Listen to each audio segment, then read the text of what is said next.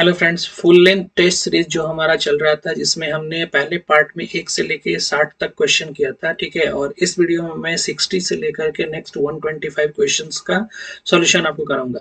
तो देखते हैं नेक्स्ट क्वेश्चन। अगला क्वेश्चन है, हाउ मेनी फॉर्म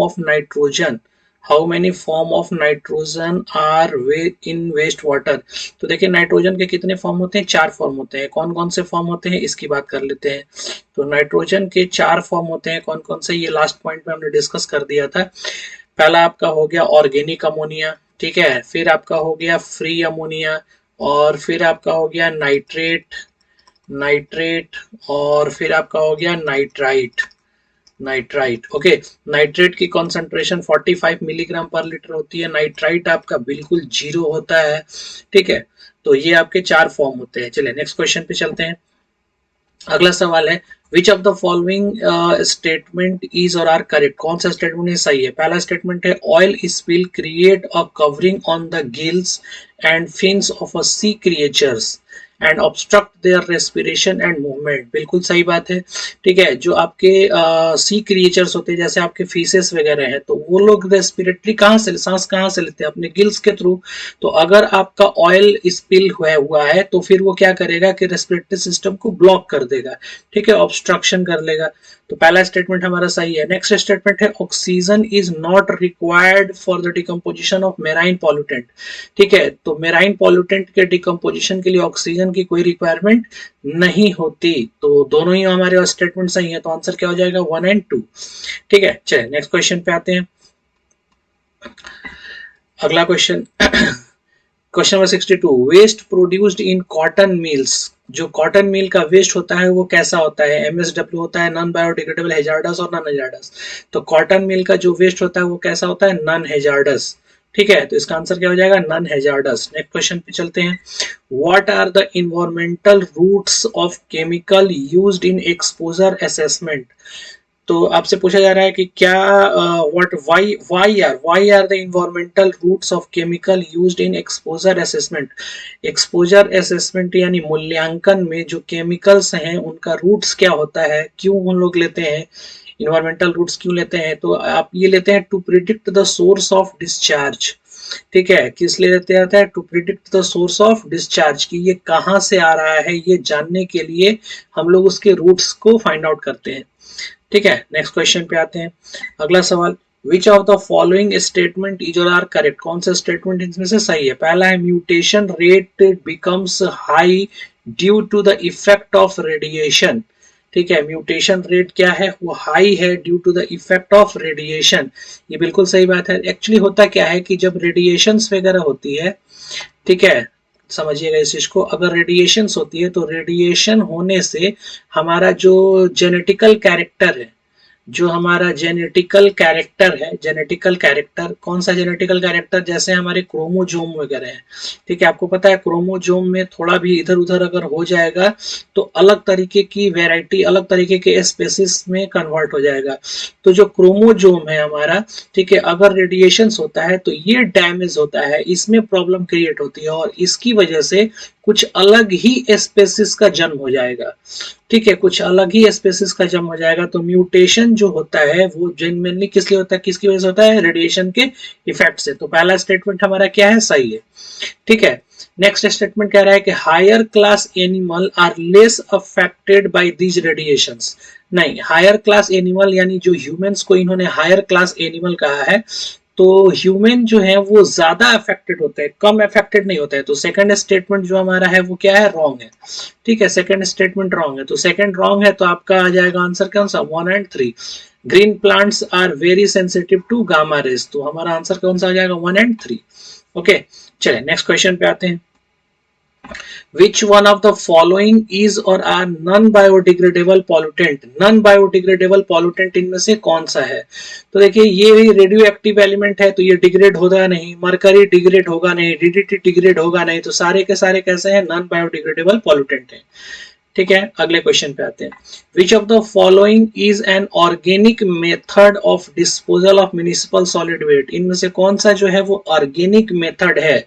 तो ऑर्गेनिक मेथड आपका शेडिंग का मतलब होता है आपका कटिंग एंड टीयरिंग, पाउडरिंग का मतलब क्या होता है, पल्वेराइजेशन, यानी उसको ग्राइंडिंग करना, उसको पाउडरिंग बोलते हैं। दो मेथड आपके पास यहाँ है डिस्पोजल का, एक लैंड फिलिंग और दूसरा कंपोस्टिंग। तो कंपोस्टिंग जो है वो किसके लिए है, ऑर्गेनिक मेथड के लिए, ऑर्गेनिक सब्सटेंस के लिए है, ठीक है। तो आंसर क्या हो जाएगा, ऑर्गेनिक कंपोस्टिंग, ठीक है। नेक्स्ट अगले क्वेश्चन पे आते हैं। What is the step involve in assessment of toxicity, ठीक है। What is the step involve in assessment of toxicity, just a minute. What is the step involve in assessment of toxicity, toxicity में इनमें से कौन सा step involve है, ये आपसे पूछा जा रहा है। तो देखिए, टॉक्सिसिटी का मतलब होता है हैजार्ड वेस्ट का आइडेंटिफाई करना और उसके डोज रिस्पॉन्स का इवेल्युएशन करना कि कितने डोज तक अगर उसको इनहेल किया जाए तो टॉक्सिसिटी नहीं है, और कितना से ज्यादा अगर हो जाए तो वो बहुत ही ज्यादा बैड इफेक्ट या हैजार्ड इफेक्ट जो है वो देगा, ठीक है। तो ये होता है इन्वॉल्वमेंट ऑफ टॉक्सिसिटी का मूल्यांकन करने का जो बेसिक हमारा फंडा है वो यही है। तो आंसर क्या हो जाएगा, दिस। नेक्स्ट क्वेश्चन पे आते हैं, question number 68। Which of the following water transport system is used in urban cities like Bangalore, ठीक है। तो अब बैंगलोर में किस तरह का हमारा वाटर ट्रांसपोर्ट सिस्टम है। देखिए, वाटर ट्रांसपोर्ट सिस्टम दो तीन तरह के होते हैं, मेनली दो तरह का होता है। एक आपका होता है सिंगल सिस्टम, ठीक है, और दूसरा होता है कंबाइंड सिस्टम।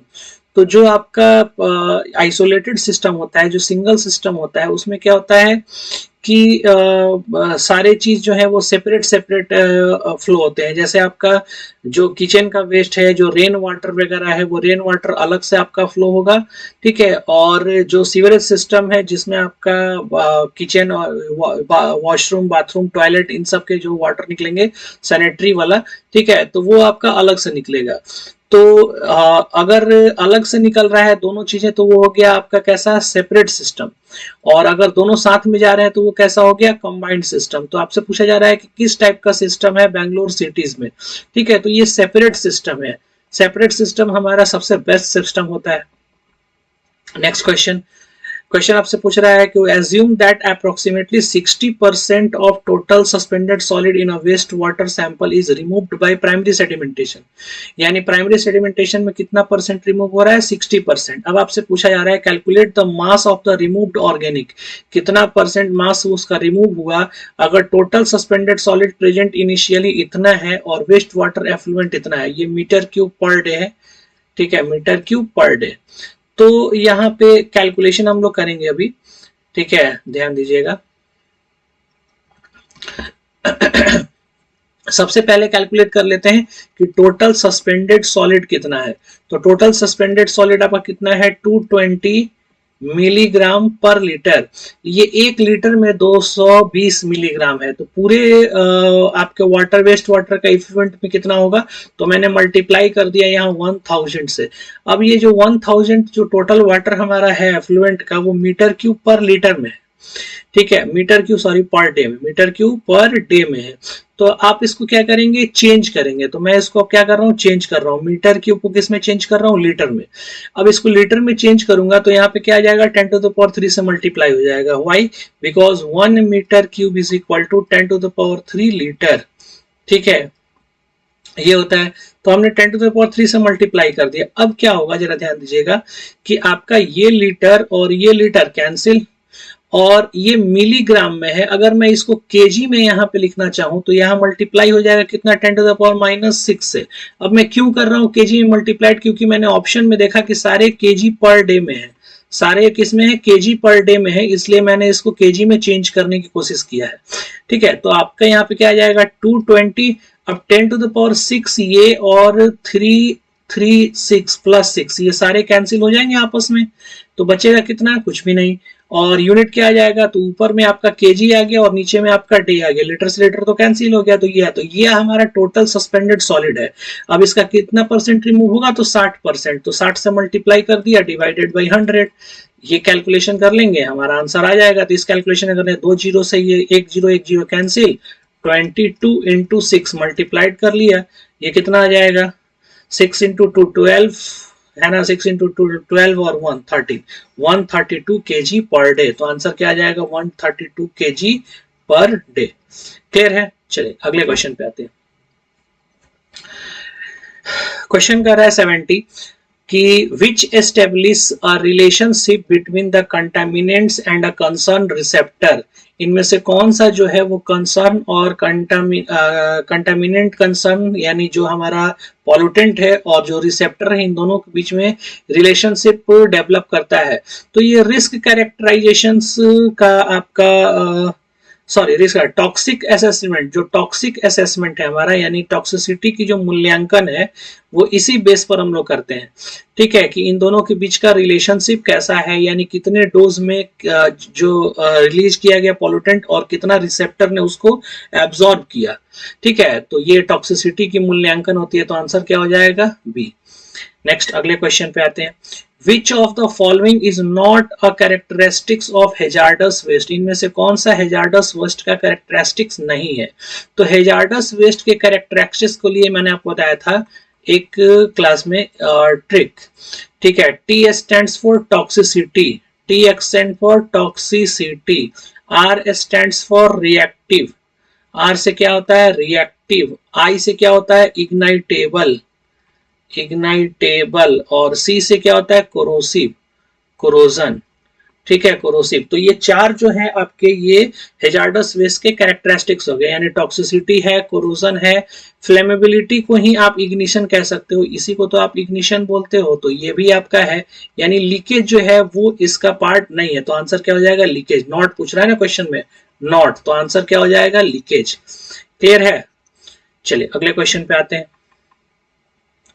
अगला क्वेश्चन आपसे पूछ रहा है कि विच of the following statement is और आर करेक्ट। कौन सा स्टेटमेंट इनमें से सही है? ठीक है, कौन सा स्टेटमेंट इनमें से सही है? पहला ऑप्शन है, पहला स्टेटमेंट है the Basel convention is an inter relation treaty that prohibits the transfer of e waste between two countries.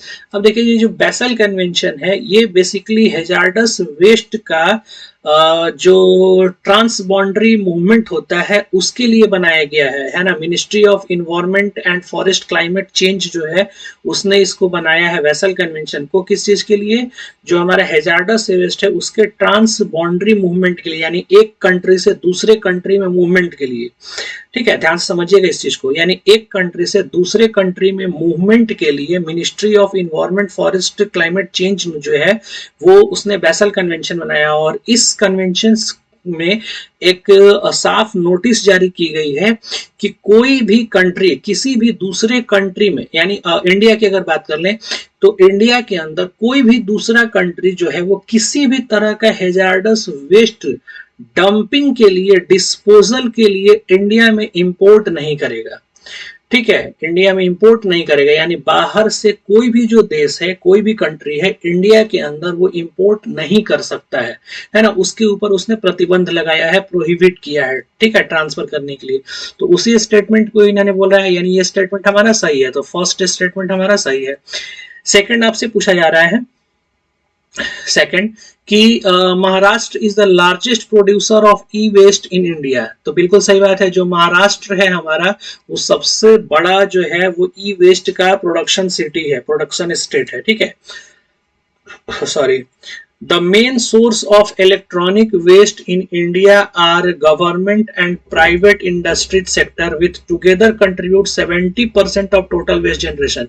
अब पूरे इंडिया में जो आपका इलेक्ट्रॉनिक वेस्ट है उसमें से 70% यानी पूरे इलेक्ट्रॉनिक वेस्ट जितना इंडिया प्रोड्यूस करता है उस पूरे ई वेस्ट के प्रोडक्शन में 70% का जो कंट्रीब्यूशन है वो है आपका गवर्नमेंट और प्राइवेट इंडस्ट्रियल सेक्टर से।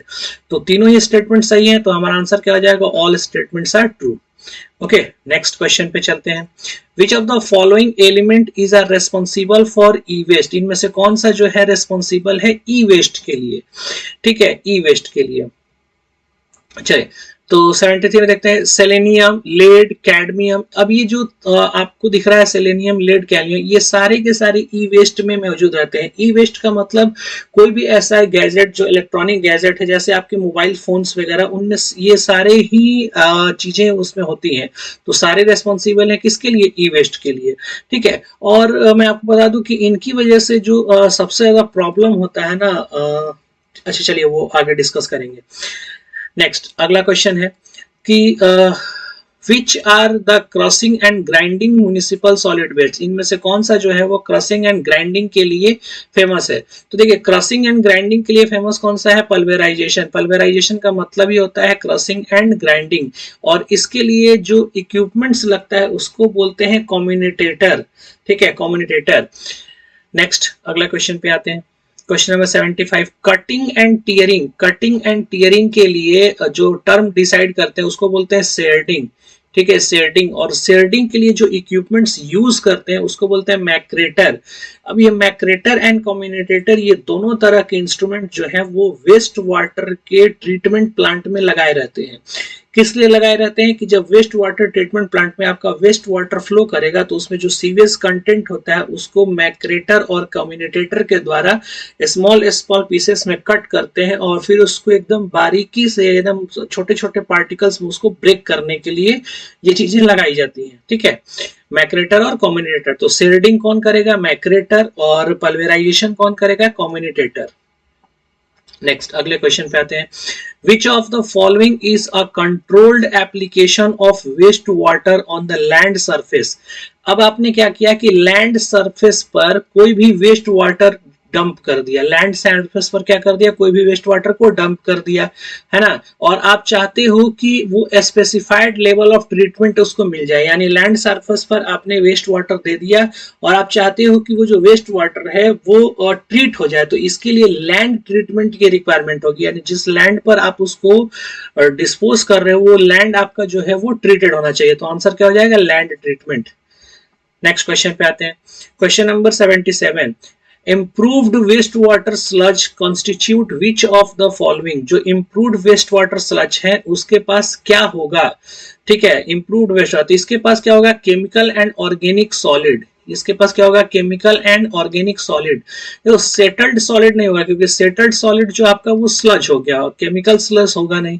ठीक है, तो जो इम्प्रूव्ड वेस्ट वाटर स्लज है उसके पास क्या होता है? केमिकल एंड ऑर्गेनिक दोनों तरह के सॉलिड्स प्रेजेंट होते हैं। तो आंसर क्या हो जाएगा? ए। नेक्स्ट क्वेश्चन पे आते हैं। In which method of composting anaerobic waste is decompose? इनमें से किस मेथड में एनएरोबिक डिकम्पोजिशन होता है? तो देखो जो आपका बैंगलोर मेथड है वो कैसा है? Anaerobic composition. इंडियन मेथड कोई मेथड ही नहीं है। सेडिमेंटेशन के अंदर केवल सेटलमेंट का काम होता है। यहाँ पे क्या होता है? केवल सेटलमेंट का काम होता है, settlement of suspended solid, suspended solid का सेटलमेंट, ये कोई मेथड नहीं है। और बैंगलोर मेथड कैसा होता है? एनएरोबिक। लेकिन अगर यहीं पे इंदौर मेथड की अगर बात की जाए, किसकी? इंदौर मेथड की, तो जो इंदौर मेथड हमारा होगा वो कैसा होगा? एरोबिक। इंदौर मेथड कैसा है हमारा? Aerobic method. क्लियर है? चलिए अगले क्वेश्चन पे आते हैं। What is the toxicity equivalence factor? अब ये टॉक्सिसिटी इक्विवेलेंस फैक्टर क्या है? तो देखो कोई भी केमिकल कितना टॉक्सिसिटी प्रोवाइड करता है ये जानने के लिए हम क्या करते हैं कि उस केमिकल को, है ना, जो आपका केमिकल है वो केमिकल और जो अनदर स्ट्रक्चरल रिलेटेड केमिकल है उस के रेस्पेक्ट में हम देखते हैं कि इस कोई भी एक आपका सैंपल होगा, उस सैंपल को हम बेस मान लेंगे एक केमिकल को, और उसके रेस्पेक्ट में देखेंगे कि हमारा जो टॉक्सिसिटी सैंपल है, ये टॉक्सिक सैंपल है यानी केमिकल है, वो कितना उसके रेस्पेक्ट में जो है ना हार्म दे रहा है।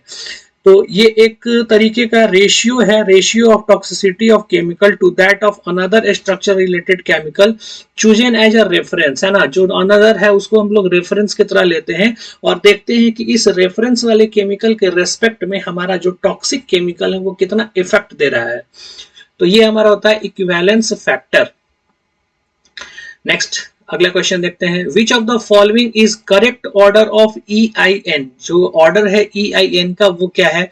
तो ये ऑर्डर आपका है investigation, purpose, baseline study, effect and prediction. This is the correct order of EIN। पहले क्या होता है? इन्वेस्टिगेशन, फिर क्या करते हैं, पर्पस देखते हैं, फिर उसका बेसलाइन स्टडी इफेक्ट करते हैं, और फिर हम लोग प्रिडिक्शन करेंगे किसी भी तरह के इन्वायरमेंटल इम्पैक्ट का। ठीक है, नेक्स्ट क्वेश्चन पे आते हैं। Environmental impact assessment component is, जो हमारा इन्वायरमेंटल इम्पैक्ट असेसमेंट है उसका जो कंपोनेंट है वो क्या क्या है, इसकी बात करते हैं। तो इन्वायरमेंटल इम्पैक्ट असेसमेंट में हम ये देखते हैं, यानी इन्वायरमेंट के ऊपर क्या इम्पैक्ट हो सकता है किसी भी ऑर्गेनाइजेशन या किसी भी जो प्रोजेक्ट है या फैक्ट्री है या इंडस्ट्रीज है, उसका उसका जो मूल्यांकन आप करेंगे तो उसका मूल्यांकन किस बेस पे करेंगे। हम एयर इन्वायरमेंट देखेंगे कि एयर इन्वायरमेंट हमारा कितना पॉल्यूट हो रहा नहीं हो रहा है, मेजर बायोलॉजिकल इन्वायरमेंट देखेंगे, ठीक है, और एक्वेटिक इन्वायरमेंट देखेंगे, यानी हर चीज एयर, बायोलॉजिकल जो हमारी ह्यूमन बींग्स लाइफ है, एनिमल्स है, ठीक है, और एक्वेटिक यानी जो हमारा पानी के अंदर रहने वाले जो जीव है, वो सब कुछ हम देखेंगे कि उसके ऊपर उस प्रोजेक्ट, उस कंपनी, उस इंडस्ट्रीज का क्या इफेक्ट पड़ रहा है। That is called environmental impact assessment. उसकी मूल्यांकन इसी बेस पर होगी। तो आंसर क्या हो जाएगा, ऑल ऑफ दिस। अगले क्वेश्चन पे आते हैं। Which of the following waste can be decomposed by bacteria, इनमें से कौन सा वेस्ट जो है वो बैक्टीरिया से डिकम्पोज होगा। ठीक है, तो ऑब्वियस है रेडियो एक्टिव एलिमेंट तो होगा नहीं, एस ये ऑलरेडी किसी आपका ट्रीटमेंट प्रोसेस का लास्ट प्रोडक्ट है, यानी जो बच गया, जैसे इंसिनरेशन, पैरालाइसिस में आप वेस्ट को क्या करते हो, हाई टेम्परेचर पर बर्न कराते हैं, तो वहां से जो बच जाता है उसको हम लोग क्या बोलते हैं, एस। ठीक है, फूड वेस्ट, ये इसके ऊपर बैक्टीरिया हमारा वर्क करेगा, तो इसका आंसर क्या हो जाएगा, food waste.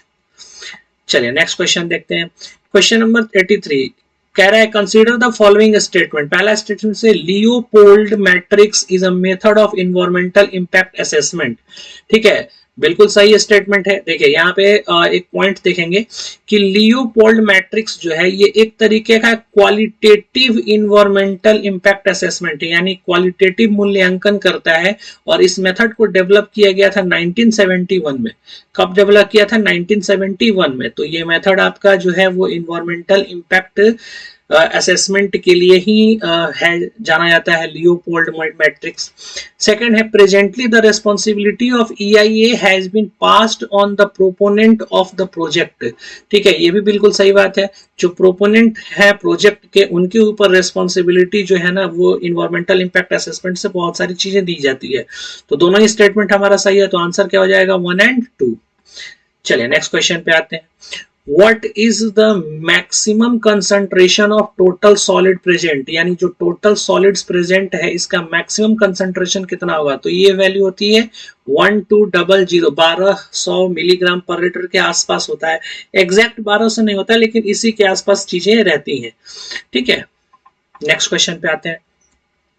Which of the following opposes the traditional method of waste water treatment? इनमें से कौन सा जो है वो ट्रेडिशनल वेस्ट वाटर ट्रीटमेंट को अपोज कर रहा है। तो देखिए, जो आपका रिफ्रैक्टरी ऑर्गेनिक्स होता है ये ट्रेडिशनल मेथड को अपोज करता है। बाकी ये जो आपके प्रायोरिटी पॉल्यूटेंट है, सस्पेंडेड पॉल्यूटेंट है, इन सब चीज को तो हम लोग रिमूव करते ही हैं। ठीक है, तो आंसर क्या हो जाएगा, रिफ्रैक्टरी ऑर्गेनिक्स। नेक्स्ट क्वेश्चन पे आते हैं। Question number 86, what is the maximum permissible limit of fluorine. Fluorine की मैक्सिमम परमिसिबल लिमिट कितनी होती है। तो ये कितना हो जाएगा, 1.5 ppm। क्यों होगा 1.5 ppm, क्योंकि जो फ्लोरीन है अगर 1 तक है, फ्लोरीन अगर 1 ppm यानी 1 मिलीग्राम पर लीटर है। एक चीज याद रखेंगे कि लिक्विड के लिए, ठीक है, मैं यूनिट की थोड़ी सी आपको बता दूं, लिक्विड के लिए यानी वाटर के लिए, जरूरी नहीं है वाटर फ्लूइड आपका जो है लिक्विड के लिए, बेसिकली लिक्विड की मैं बात कर रहा हूं कि लिक्विड के लिए 1 ppm का मतलब होता है 1 मिलीग्राम पर लीटर। 1 ppm का मतलब 1 मिलीग्राम, यानी ये दोनों क्या है, इक्वल है। लेकिन अगर यही चीज एयर के लिए बोला जाएगा कि एयर के लिए क्या 1 ppm और 1 मिलीग्राम पर लीटर ये इक्वल होगा, तो ये आपका नॉट इक्वल हो जाएगा। ये क्या हो जाएगा, नॉट इक्वल। ठीक है, ये नॉट इक्वल हो जाएगा। क्लियर है, तो इस चीज का ध्यान रखेंगे। तो मैं बात कर रहा था यहाँ पे कि फ्लोरीन का अगर क्वांटिटी 1 मिलीग्राम पर लीटर है तो ये आपके कैविटेशन में हेल्प करेगा, कैविटेशन से बचाएगा। यानी जो दांत हमारी ये टीथ है, तो उन टीथ को किस चीज से बताएगा, टीथ को कैविटेशन से बचाता है। ठीक है, अगर ये वैल्यू 1.5 मिलीग्राम पर लीटर तक पहुंच गया तो इस समय एक डिजीज होने लगता है जिसको बोलते हैं मोटलिंग ऑफ टीथ। उसको क्या बोलते हैं, मोटलिंग ऑफ टिथ। और इस मोटलिंग का मतलब होता है डीकलराइजेशन, यानी जो टिथ है आपका, दांत जो आपका है वो थोड़ा सा पीलापन जैसा होने लगेगा, ठीक है। तो वो चीजें होने लगती हैं डिकलराइजेशन, या इसी को मोटलिंग ऑफ टिथ भी बोलते हैं। कब तक, ये 1.5 पर। अगर 1.5 से ज्यादा वैल्यू होने लगा, यानी 3, 4, 5 ऐसा अगर फ्लोराइड का वैल्यू होने लगा, तो ऐसे केस में बोन फ्लोरोसिस एक डिजीज होने लगेगा, ठीक है, बोन फ्लोरोसिस। अब ये बोन फ्लोरोसिस क्या है कि आपका जो बोन है वो एक्चुअल ग्रोथ नहीं हो पाएगा, ठीक है, उसमें उतनी स्ट्रेंथ नहीं आ पाएगी, तो उसको हम लोग बोलते हैं बोन फ्लोरोसिस। तो ये डिजीज होने लगेगा। तो इसलिए वाटर के अंदर जो फ्लोराइड की मैक्सिमम लिमिट है वो कितनी होनी चाहिए, 1.5, यानी यहीं तक हमारा जो फ्लोराइड है वो हमें हेल्प करेगा। इससे ज्यादा अगर होगा ये, तो ये क्या करने लगेगा, एक डिजीज क्रिएट करने लगेगा, जिसको बोलते हैं बोन फ्लोरोसिस। चलिए नेक्स्ट क्वेश्चन पे आते हैं। Which of the following is known as the result of prolonged exposure to a low dose chemical? कह रहा है क्वेश्चन कि इनमें से कौन सा जो टर्म है वो रिजल्ट है prolonged exposure of low dose chemical का, ठीक है, लो डोज केमिकल का। तो इसको बोलते हैं क्रोनिक टॉक्सिसिटी, क्रोनिक टॉक्सिसिटी, ठीक है। नेक्स्ट क्वेश्चन पे आते हैं, अगला सवाल। क्वेश्चन आपसे पूछा जा रहा है कि is an interpretation tool that enable the conversion of toxicity unknown mixture of chemical to concentration of similar toxic reference substance। अभी थोड़ी देर पहले मैंने इसकी चर्चा की थी कि अगर कोई भी एक टॉक्सिक केमिकल है, ठीक है, अगर उसको एक दूसरे सिमिलर टॉक्सिक केमिकल के रेफरेंस के रेस्पेक्ट में कैलकुलेट किया जाए तो उसको क्या बोलते हैं, तो ये आपका होता है टॉक्सिसिटी इक्विवेलेंस, है ना। इसके जस्ट पहले एक क्वेश्चन आया था जिसमें हमने अभी डिस्कस किया था, इसको क्या बोलेंगे, टॉक्सिसिटी इक्विवेलेंस। क्लियर है। नेक्स्ट क्वेश्चन की बात बोलते हैं। विच टॉक्सिसिटी टेस्ट, इनमें से कौन सा टॉक्सिसिटी टेस्ट इज बेटर है फॉर डिटरमाइनिंग एक्यूट और chronic toxicity of air, water and waste water discharge और टोटल पॉल्यूटेंट, ठीक है। तो आपकी टॉक्सिसिटी टेस्ट करना है, ये जो है ना वो आपके कॉमन सेंस और प्रेजेंस ऑफ माइंड पे रिलेटेड क्वेश्चन है। अगर टॉक्सिसिटी टेस्ट करना है तो मैं डायरेक्ट टॉक्सिसिटी टेस्ट कर लूंगा, ठीक है, डायरेक्ट टॉक्सिसिटी टेस्ट हो जाएगा। तो आंसर क्या हो जाएगा, direct toxicity test. Next question पे आते हैं। What are the major deficiencies visible in environmental impact assessment in India? जो हमारा ये इन्वायरमेंटल इम्पैक्ट असेसमेंट है, यानी जो मूल्यांकन है इन्वायरमेंट पर क्या इफेक्ट पड़ेगा किसी प्रोजेक्ट का, उसके अंदर जो मेजर डिफिशियंसीज अभी दिखाई दे रहा है वो आपसे पूछा जा रहा है कि क्या है। तो ध्यान दीजिएगा यहाँ पे, decrease in the composition of expert committee, यानी हमारे पास जो है एक्सपर्ट कमिटी की क्या है, कमी है, एक्सपर्ट कमिटी नहीं है। और इसी एक्सपर्ट कमिटी को लाने के लिए अलग अलग तरीके की पहल चालू की जा रही है, और इसी में इस वैकेंसी को भी निकाला गया जिस वैकेंसी का अभी आप प्रिपरेशन कर रहे हैं, ठीक है। नेक्स्ट क्या है कि exclusion of several project from the public hearing process. जो पब्लिक हियरिंग प्रोसेस है वहां से बहुत सारे एक्सक्लूजन प्रोजेक्ट्स आ सकते हैं, तो ये भी हमारा एक पॉइंट है जो कि कमी है। और क्वालिटी ऑफ द रिपोर्ट, यानी रिपोर्ट में जो है वो उतनी क्वालिटी नहीं है। तो ये सारे के सारे जो है वो इन्वायरमेंटल इम्पैक्ट असेसमेंट का अभी डिफिशियंसी है, इन सबको सुधार करने की जरूरत है, ठीक है। तो आंसर क्या हो जाएगा, all of the above. Next question पे आते हैं। is a liquid that passes through solid waste and removes suspended impurities from it, ठीक है, removed suspended impurities from it। अब देखिए यहाँ पे लीचेट, इसको क्या बोलते हैं, लीचेट। अगर लीचेट आपका किसी सॉलिड वेस्ट से पास होगा, ये आपका सॉलिड वेस्ट है और यहाँ से वाटर आपका आ रहा है, अगर ये वाटर, ठीक है, अगर ये वाटर इस सॉलिड वेस्ट से पास होकर के बाहर निकलेगा, तो जब ये वाटर बाहर निकलेगा तो अपने साथ बहुत सारे डिसॉल्व्ड सस्पेंडेड सॉलिड्स को लेकर के जाएगा, ठीक है। और अगर ये वाटर आपके ग्राउंड वाटर में जाकर के मिक्स हो गया तो उस ग्राउंड वाटर को क्या कर देगा, कंटामिनेट कर देगा, ठीक है। तो इसको हम लोग क्या बोलते हैं, लीचेट बोलते हैं, ठीक है, लीचेट। तो आंसर क्या हो जाएगा इसका, लीचेट। नेक्स्ट क्वेश्चन पे आते हैं। 92, The process of decomposition of biodegradable solid waste. The process of decomposition of biodegradable solid waste by earthworm. तो अगर earthworm से कोई भी आपका biodegradable solid waste का मैनेज होता है तो इसको हम लोग वर्मी कंपोस्टिंग बोलते हैं, वर्मी कंपोस्टिंग। अगर ये अर्थवर्म नहीं होता, केवल बायोडिग्रेडेबल वेस्ट बोला जाता, तो उस केस में आंसर क्या हो जाता है? कंपोस्टिंग होता। ध्यान दीजिएगा, अर्थवर्म है इसीलिए आंसर क्या हो गया? Vermi composting. अगर ये नहीं होता तो आंसर क्या हो जाता है? कंपोस्टिंग। ठीक है, चलिए आगे चलते हैं। Next question number 93, which of the following major represents the heavy inert substance in waste water. ठीक है, हैवी इनर्ट सब्सटेंस, तो हैवी इनर्ट सब्सटेंस को हम लोग बोलते हैं ग्रिट। जो हैवी इनर्ट सब्सटेंस है उसको हम लोग क्या बोलते हैं? ग्रिट। तो आंसर क्या हो जाएगा 93 का? B, grit. नेक्स्ट अगले क्वेश्चन पे आते हैं। Question number 94, in toxicity test LD50 stands for. LD50 का मतलब क्या होता है टॉक्सिसिटी में? तो देखो, LD50 का मतलब होता है कि एक ऐसा dose that would kill 50% of an exposed population, यानी उस केमिकल्स के कांटेक्ट में जितने भी पर्सन आए हो उसमें से अगर 50% को बहुत बड़ा नुकसान हो गया तो ऐसे केमिकल्स को हम बोलते हैं LD50 टॉक्सिक टेस्ट। ठीक है, नेक्स्ट क्वेश्चन पे आते हैं। आंसर क्या हो जाएगा आपका? ये ए। अगले क्वेश्चन पे आते हैं।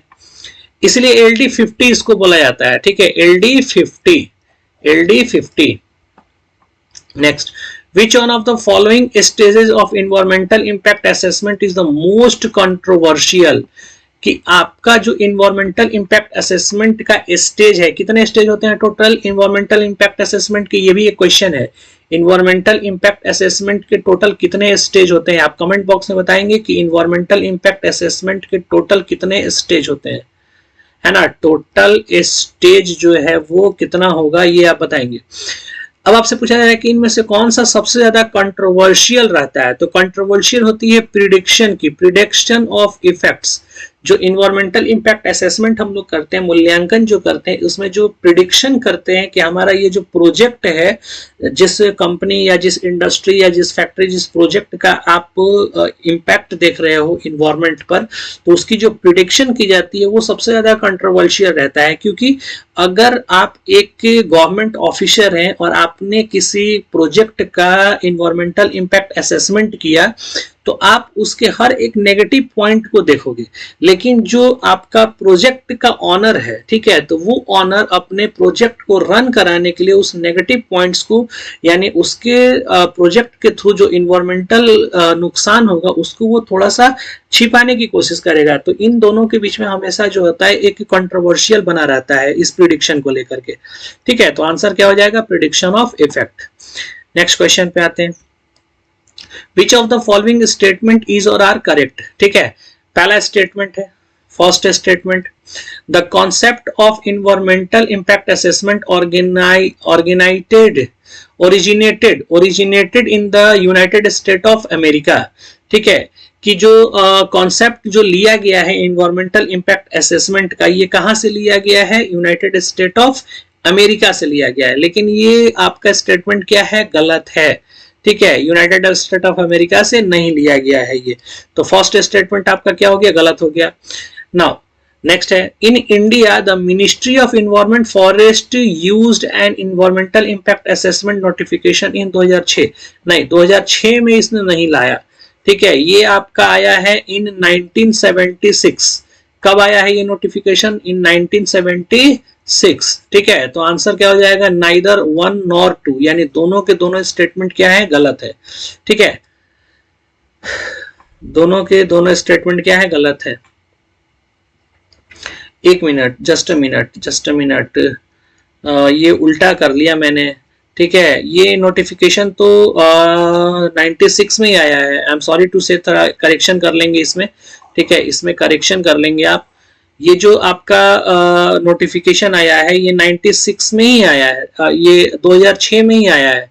ठीक है, तो सेकंड स्टेटमेंट भी हमारा सही है, सेकंड स्टेटमेंट हमारा सही है, और फर्स्ट स्टेटमेंट भी सही है कि ये यूनाइटेड स्टेट ऑफ अमेरिका से ही लिया गया है। ठीक है, ये किससे लिया गया है? यूनाइटेड स्टेट ऑफ अमेरिका से ही लिया गया है। तो दोनों की स्टेटमेंट हमारे सही है, तो आंसर क्या हो जाएगा? 1 एंड 2 दोनों ही आंसर सही है। ठीक है, करेक्शन कर लेंगे यहाँ पे। चलिए नेक्स्ट अगली क्वेश्चन पे आते हैं हम लोग। The density of S generated in MSW, जो MSW में एस जनरेट होती है उसकी डेंसिटी कितनी होती है? 700 kg पर मीटर क्यूब के आसपास। ठीक है, डेंसिटी कितनी होती है? 700 मीटर क्यूब के आसपास। Next question, which of the following process is employed to obtain sufficient quantity of head for waste water?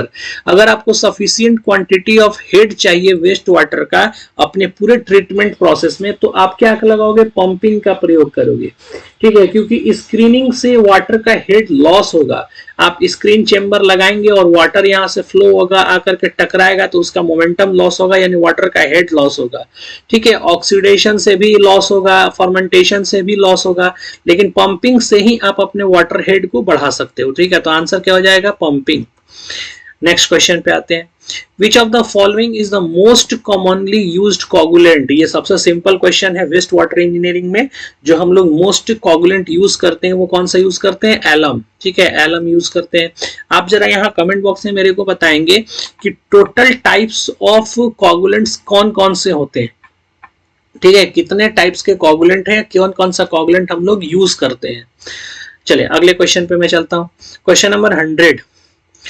Responsibility of the local authorities gram panchayat includes. जो लोकल ऑथोरिटी है ग्राम पंचायत, ये क्या इसकी क्या रेस्पॉन्सिबिलिटी है, इसकी बात हम लोग करेंगे। ठीक है, पहला है monitor the environmental health safety condition in the development of facilities. ठीक है, जो डेवलपमेंट ऑफ फैसिलिटीज हो रहा है उसकी वजह से ये इन्वायरमेंटल हेल्थ सेफ्टी कंडीशंस को मॉनिटर करेगा। तो बिल्कुल सही बात है, यानी पहला स्टेटमेंट हमारा सही है। ठीक है, नेक्स्ट अगले स्टेटमेंट पे आते हैं। Involvement of community to develop decentralized processing of waste at community level. जो इन्वॉल्वमेंट ऑफ कम्युनिटी होती है, कम्युनिटीज जो आपका इन्वॉल्व है उनको डेवलप करने के लिए डिसेंट्रलाइज्ड प्रोसेसिंग का यूज किया जाता है, यानी सेकंड स्टेटमेंट भी हमारा सही है। ठीक है, थर्ड कह रहा है to provide guideline for the safe handling and disposal of domestic hazardous waste.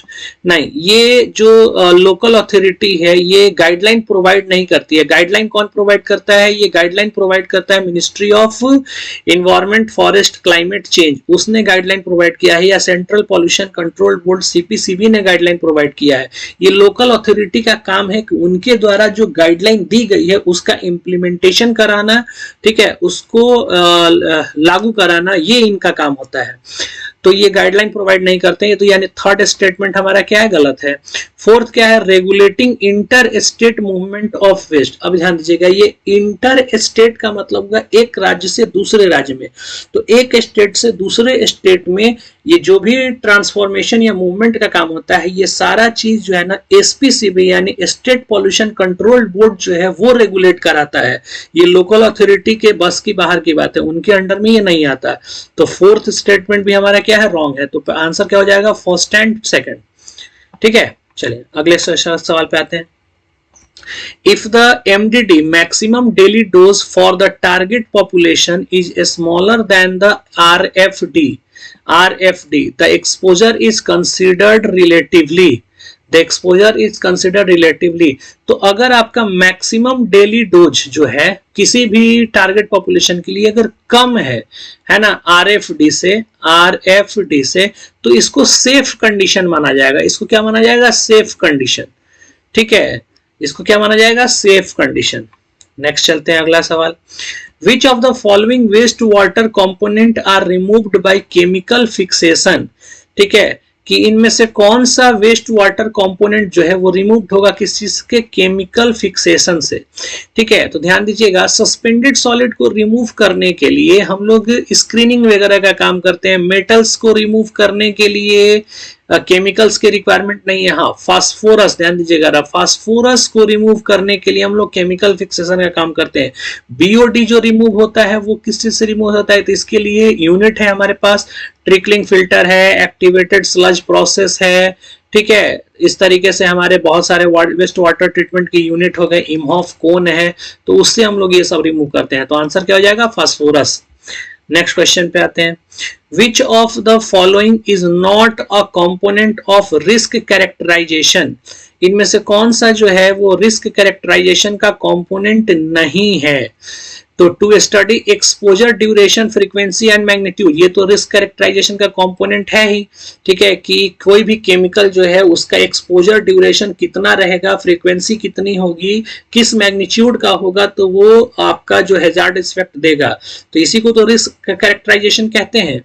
Pathway and receptor, कि क्या पाथ उसका होना चाहिए। पाथ का मतलब क्या हो गया कि जो आपका केमिकल्स है वो किस तरीके से किसी के अंदर एंटर करेगा, किस पाथ से, ठीक है, आइदर स्किन टच या इनहेलेशन, आप सांस ले रहे हो उसके द्वारा इनहेल हो गया, या फिर किसी खाने पीने की चीजों में टच होकर के वो आपने ले लिया, ठीक है, तो उस पाथ पर रिसेप्टर कैसे ले रहा है, तो इसके ऊपर भी रिस्क कैरेक्टराइजेशन डिपेंड करेगा। तो ये भी इसका पार्ट है, ये भी इसका पार्ट है। स्टडी ऑफ टॉक्सिक वैल्यू, जो टॉक्सिक सब्सटेंस है उसकी वैल्यूज का स्टडी करना, ये भी रिस्क कैरेक्टराइजेशन का ही पार्ट है। केमिकल एनालिसिस, ये रिस्क कैरेक्टराइजेशन का पार्ट नहीं है, तो आंसर क्या हो जाएगा, केमिकल एनालिसिस। नेक्स्ट क्वेश्चन पे आते हैं। Question number 104, prediction of exposure depends on, जो एक्सपोजर है उसका प्रिडिक्शन हम लोग डिपेंड करते हैं किस चीज पर, तो फ्रीक्वेंसी एंड इंटेंसिटी, है ना, बहुत ही सिंपल सा क्वेश्चन है, किस चीज पर, फ्रीक्वेंसी एंड इंटेंसिटी, कितने फ्रीक्वेंसी का वो आपका केमिकल्स है और कितना इंटेंसिटी है उसके पास, तो आंसर क्या हो जाएगा, first. Next question, Which of the following statement environmental impact assessment in India started 1976, देखिएगा अभी यही चीज याद आ रही थी, वो नोटिफिकेशन जारी किया गया था 2006 में, लेकिन ये आया कब था, 1976 में ही आया था, ठीक है, ये आया कब था, 1976 में। तो पहला स्टेटमेंट हमारा सही है। Until the year 1994 environmental clearance was administrative decision by the central government, कि 1994 तक जो आपका EC सर्टिफिकेट मिलता था किसी भी कंपनी को, किसी भी प्रोजेक्ट को, इन्वायरमेंटल क्लियरेंस, वो ये डिसीजन कौन लेता था, सेंट्रल गवर्नमेंट। लेकिन अब ये किसके पास आ गया है, स्टेट गवर्नमेंट के पास, SPCB के पास, ठीक है, तो ये दोनों स्टेटमेंट सही है। क्लियर है, चलिए अगला क्वेश्चन पे आते हैं। What is the minimum amount of oxygen that must be dissolve in water at all time to protect aquatic life, तो एक्वेटिक लाइफ को जो ऑक्सीजन का कंसंट्रेशन है वो मिनिमम कितना होना चाहिए, 4 ppm होना चाहिए। अब इस ऑक्सीजन के कंसंट्रेशन को लेकर के 3-4 क्वेश्चन पूछा जाता है। डिजॉल्व्ड ऑक्सीजन, इसको शॉर्ट में डीओ बोलते हैं। पहला क्वेश्चन आता है डीओ सैट। डीओ सैट का मतलब होता है कि कोई भी एक फ्रेश वाटर जो है, प्योर वाटर जो है, वो मैक्सिमम कितना ऑक्सीजन जो है वो डिजॉल्व करके रख सकती है, तो ये वैल्यू आपका 9 to 10 मिलीग्राम पर लीटर के आसपास होता है। कितना, 9 to 10 मिलीग्राम पर लीटर। दूसरा सवाल आपसे पूछा जाएगा कि डीओ की वैल्यू, ठीक है, एक्वेटिक लाइफ के लिए कितना होता है, एक्वेटिक लाइफ के लिए, तो ये आप क्या बोलोगे, 4 ppm, यानी 4 मिलीग्राम पर लीटर, ठीक है, 4 मिलीग्राम पर लीटर। और नेक्स्ट कि डिसॉल्व्ड ऑक्सीजन कितना होगा किसी ऐसे वाटर में जो कि वेस्ट वाटर है, यानी जिसके अंदर फीकल मैटर कंटेमिनेशन मिक्स है, ठीक है, सीवरेज सिस्टम के अंदर, यानी सीवेज के अंदर, तो उसकी डिसॉल्व्ड ऑक्सीजन कितनी हो जाएगी, 0। क्लियर है, तो ये कुछ पॉइंट्स हैं, ध्यान में रखेंगे इसको। इसका आंसर क्या हो जाएगा, 4 ppm। नेक्स्ट क्वेश्चन पे आते हैं। Question number 7, what is which of the following is true regarding the disposal of waste by land filling, ठीक है, आपसे पूछा रहा है कौन सा स्टेटमेंट इसमें से सही है, disposal of waste by land filling, land filling में आपसे पूछा जा रहा है। इकोनॉमिकल मेथड क्या ये है, preferred in low lying area, orderless gases are produced, there is no need of segregation, ठीक है, तो ये ऑप्शन तो पहले कट गया कि किसी भी वेस्ट को, कोई भी आपका डिस्पोजल मेथड हो उसमें सेग्रीगेशन का तो रिक्वायरमेंट है ही, तो यहाँ नो नीड टू सेग्रीगेट कह रहा है, तो ये ऑप्शन तो पहले कम चला गया। दूसरा इकोनॉमिकल की बात कर रहा है, तो जरूरी नहीं है कि लैंडफिल इकोनॉमिकल हो, ठीक है, लैंडफिल आप कर रहे हो यानी आप ट्रेंच बना रहे हो उसके अंदर और फिर आपने लैंडफिल किया है इंजीनियरिंग तरीके से, यानी सैनिटरी लैंडफिल, तो वो इकोनॉमिकल नहीं हो सकता, ठीक है। नेक्स्ट ऑप्शन है प्रेफर्ड इन लो लाइंग एरिया, जरूरी नहीं है कि लो लाइंग एरिया में ही आप लैंडफिल को प्रेफर करेंगे, ठीक है, तो ये स्टेटमेंट भी आपका कट गया, तो आंसर क्या हो जाएगा, ये odourless gases are not produced, ठीक है, क्योंकि आपने लैंडफिल कर दिया, यानी ऊपर से आपने कवर चढ़ा दिया, किसी भी लैंडफिल को जब आप कंप्लीट करते हो तो उसके ऊपर जो कवर हम लोग चढ़ाते हैं, ये कवर जो हम लोग देते हैं, ये कितना होता है 40 to 65 सेंटीमीटर का। कितना होता है 40 to 65 सेंटीमीटर का कवर देते हैं।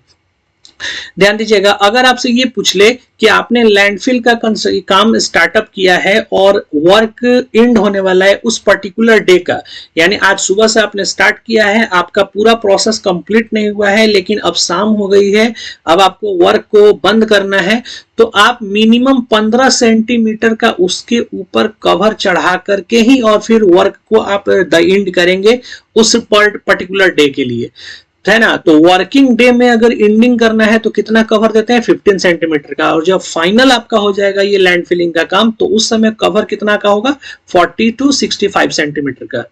क्लियर है। नेक्स्ट क्वेश्चन पे आते हैं। In which method of disposal of municipal solid waste is dumped into the soil. ठीक है, कि कौन सा जो डिस्पोजल मेथड है इसमें वेस्ट को हम लोग डंप करते हैं, किसमें, सॉइल के अंदर। तो इसमें क्या हो जाएगा आंसर, सॉइल के अंदर, यानी लैंड फिलिंग। सिंपल सी बात है, सॉइल के अंदर डंप करना है तो land filling. Next question, which of the following waste water treatment plant may और मे नॉट रिक्वायर स्क्रीन। इनमें से कौन सा जो है वो स्क्रीन का रिक्वायरमेंट नहीं रखता। तो इंडस्ट्रियल वाटर में स्क्रीनिंग की जरूरत हो भी सकती है, नहीं, सीवेज में मस्ट है, करना ही पड़ेगा। केमिकल्स जो है उनमें भी करना होगा, मस्ट है। डोमेस्टिक वाटर में भी करना होगा, इसमें भी मस्ट है, लेकिन इसमें जरूरी है, जरूरी नहीं भी है। ठीक है, मे और may not require. Next question, which of the modelling approaches of risk prediction in ecological risk assessment is not there. आपसे क्वेश्चन पूछ रहा है कि कौन सा मॉडल अप्रोच जो है रिस्क प्रिडिक्शन का इकोलॉजिकल रिस्क असेसमेंट इनका नहीं है। ठीक है, static representation of environment, chemical discharge, simplified dynamic approach, site history. ध्यान दीजिएगा, यहाँ पे ऑप्शन आपका क्या हो जाएगा, साइट हिस्ट्री। साइट हिस्ट्री जो है ये आपका मॉडलिंग अप्रोच नहीं है। ठीक है, नेक्स्ट क्वेश्चन पे आते हैं। Which of the following product is obtained when a coagulant mixed with waste water? अगर आपने coagulant को waste water में mix कर दिया तो आपको क्या मिलेगा, ये आपसे पूछा जा रहा है। ठीक है, तो कोगुलेंट को आपने मिक्स कर दिया, आपने तो कोगुलेंट को मिक्स करने का, जैसे मान लीजिए आपका ये वेस्ट वाटर है, ठीक है, इसमें सस्पेंडेड सॉलिड है, आपने यहां से कोगुलेंट डाल दिया, तो ये कोगुलेंट क्या बनाएंगे, इसके अंदर जब जाएगा तो कोगुलेंट क्या बनाता है, फ्लॉक बनाता है। कोगुलेंट क्या बनाता है, फ्लॉक। ध्यान रखिएगा, कोगुलेंट किससे रिएक्ट करके फ्लॉक बनाता है, तो एल्केनिलिटी से। ठीक है, कोगुलेंट प्लस एल्केनिलिटी, यानी एल्केनिलिटी जो आपका होता है, ये एल्केनिलिटी अगर मिक्सअप होगा कोगुलेंट के साथ तो ये दोनों मिल करके क्या बनाएंगे, फ्लॉक बनाएंगे। और ये फ्लॉक जो है ना, ये अम्ब्रेला टाइप, ठीक है, इस शेप का होता है। और ये इसके अंदर जो है आपका जो सस्पेंडेड सॉलिड है, वो सस्पेंडेड सॉलिड इसके अंदर ट्रैप होगा, और ये सस्पेंडेड सॉलिड ट्रैप होने के बाद ये धीरे धीरे नीचे की तरफ आते जाएंगे और ये सेटल डाउन हो जाएंगे, और इस प्रोसेस को बोलते हैं सेडिमेंट। इस प्रोसेस को क्या बोलते हैं, सेडिमेंट। तो आंसर क्या हो जाएगा, सेडिमेंट। क्लियर है। नेक्स्ट क्वेश्चन पे आते हैं। Is a chemical agent and represents contact between the object. Chemical agent and represent the contact between the object, इनमें से कौन सा ऑप्शन हो जाएगा। तो देखो, एक्सपोजर एक केमिकल एजेंट है, एक्सपोजर, ठीक है, और जो रिप्रेजेंट करता है कॉन्टैक्ट बिटवीन द ऑब्जेक्ट। ठीक है, नेक्स्ट क्वेश्चन पे आते हैं। Question number 113। Which one of the following statement about the calorific value of waste is correct. Calorific value को लेकर के कौन सा स्टेटमेंट इनमें से सही है। कह रहा है statement, the calorific value of waste is defined as the amount of heat produced by the combustion of a unit weight of the waste. बिल्कुल सही बात है। कैलोरीफिक वैल्यू की यूनिट होती है किलो जूल पर केजी या kilo calorie पर KG, यानी 1 केजी में पर यूनिट वेट में आपका कितना अमाउंट ऑफ हीट प्रोड्यूस्ड हो रहा है, इसी को बोलते हैं कैलोरीफिक वैल्यू। ठीक है, तो ये स्टेटमेंट सही है। The calorific value of waste is expressed in term of kilo joule per kg. ठीक है, तो ये स्टेटमेंट भी सही है, दो स्टेटमेंट सही हो गया, तो आंसर क्या हो जाएगा, all of this. Third statement भी पढ़ लेते हैं। The calorific value is determined experimentally by using bomb calorimeter, ठीक है, ये इंस्ट्रूमेंट है जिससे कैलोरीफिक वैल्यू जो है वो मेजर की जाती है। तो आंसर क्या हो जाएगा, सारा आंसर सही है। Next, the sum of exposure of each individual chemical, the sum of exposure of each individual chemical is known as, is a total root exposure। ये total root exposure के ऊपर डिपेंड करेगा कि कितना उसका आ रहा है वैल्यूज, ठीक है। Next, what is the final stage of risk assessment, जो रिस्क असेसमेंट है इसका फाइनल स्टेज क्या होगा, तो रिस्क कैरेक्टराइजेशन, कितना रिस्क होगा, ठीक है, ये इसकी फाइनल स्टेज हो जाएगी। तो आंसर क्या हो जाएगा, रिस्क कैरेक्टराइजेशन। नेक्स्ट क्वेश्चन है, if lead is present in water, अगर लीड है वाटर के अंदर, ठीक है, देन इट प्रोड्यूस्ड, लीड क्या प्रोड्यूस्ड करेगा, एल्केनिलिटी, नहीं, एल्केनिलिटी प्रोड्यूस नहीं करता है। चेंज इट्स कलर, नहीं, जो लीड है आपका वो किसी तरीके का इंडिकेटर नहीं है, ठीक है, जो कलर चेंज करेगा। प्रोड्यूस टर्बिडिटी, टर्बिडिटी भी प्रोड्यूस नहीं करता, नथिंग ऑफ द अबव, ठीक है। Next question, Which of the following is a biodegradable waste, इनमें से कौन सा आपका जो है वो बायोडिग्रेडेबल वेस्ट है। पॉलिथीन बैग, ये प्लास्टिक है, बायोडिग्रेडेबल वेस्ट नहीं है। सिंथेटिक फाइबर, ये भी बायोडिग्रेडेबल वेस्ट नहीं है। पेपर, अब जरा ध्यान दीजिएगा, पेपर जो है वो ऑर्गेनिक वेस्ट है बट बायोडिग्रेडेबल वेस्ट नहीं है। तो आंसर क्या हो जाएगा, नन ऑफ द अबव, है ना। बहुत सारे लोग इसमें कंफ्यूजन होकर के पेपर आंसर लगाएंगे, ठीक है। चलिए नेक्स्ट आते हैं, अगला सवाल, मॉइस्चर कंटेंट, मॉइस्चर कंटेंट को कैसे आप कैलकुलेट कर सकते हैं। तो देखो, आप जो सिविल इंजीनियरिंग के स्टूडेंट हैं वो बहुत अच्छे तरीके से इसको चीज को समझेंगे। जो मॉइस्चर कंटेंट है, वाटर कंटेंट है, वो सॉइल मैकेनिक्स में आपने पढ़ा होगा, और ये क्या होता है, weight of water divided by weight of solid, इस तरीके से हम लोग कैलकुलेट करते हैं, ठीक है। यहाँ मॉइस्चर कंटेंट कैसे कैलकुलेट करेंगे कि हमारे पूरे वेस्ट में मॉइस्चर कंटेंट क्या है, यानी मॉइस्चर कंटेंट करने का मतलब उसका परसेंटेज हमें बताना है।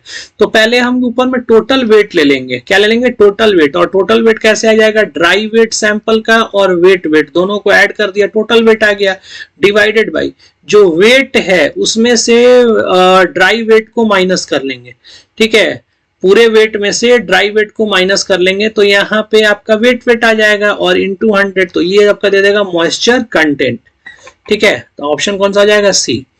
नेक्स्ट,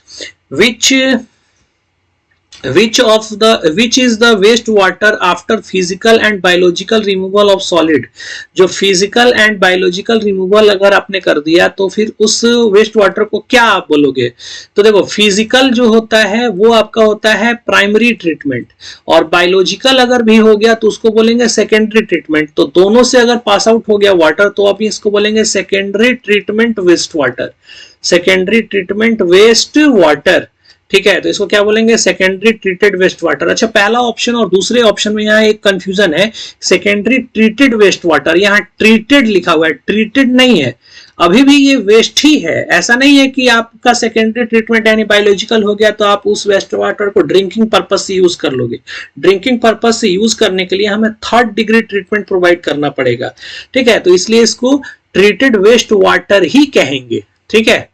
नेक्स्ट क्वेश्चन पे आते हैं, what is the amount of phosphorus in municipal solid waste water. Municipal solid में फास्फोरस की कंसंट्रेशन कितनी होती है, तो 5 to 20 मिलीग्राम पर लीटर, ये फास्फोरस की कंसंट्रेशन होती है, 5 to 20।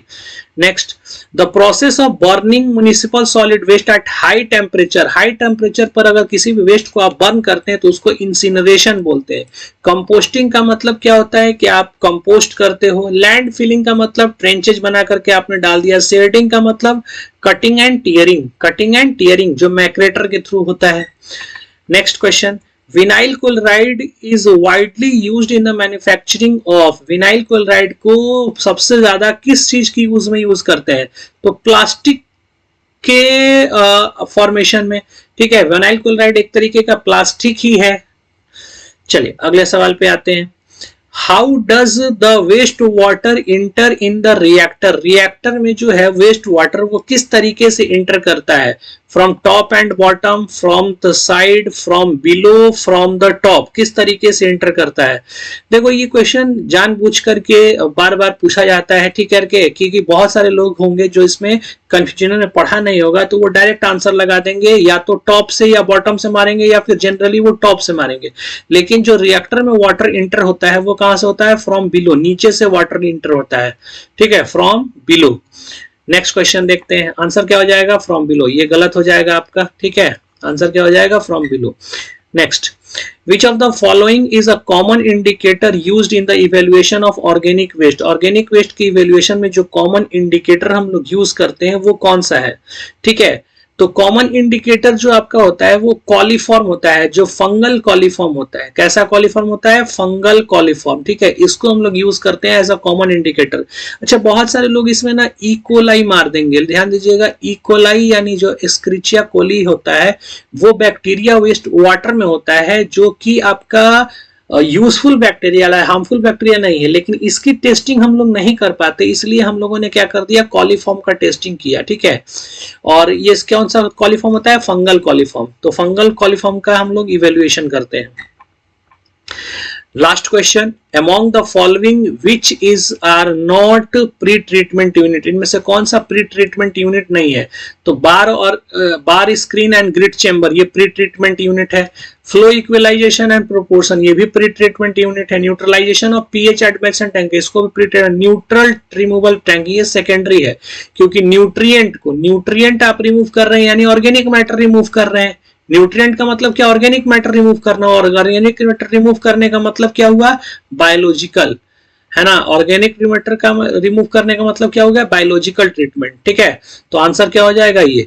आई होप कि आपको ये सारे क्वेश्चंस क्लियरली समझ में आ गए होंगे। और भी अगर क्वेश्चंस सीरीज आपको चाहिए इसमें तो आप कमेंट सेक्शन में मैसेज करिएगा, तो मैं और भी अच्छे अच्छे क्वेश्चंस लेकर के आपके सामने आऊंगा। Thank you so much for this session, मिलते हैं अगली वीडियो में।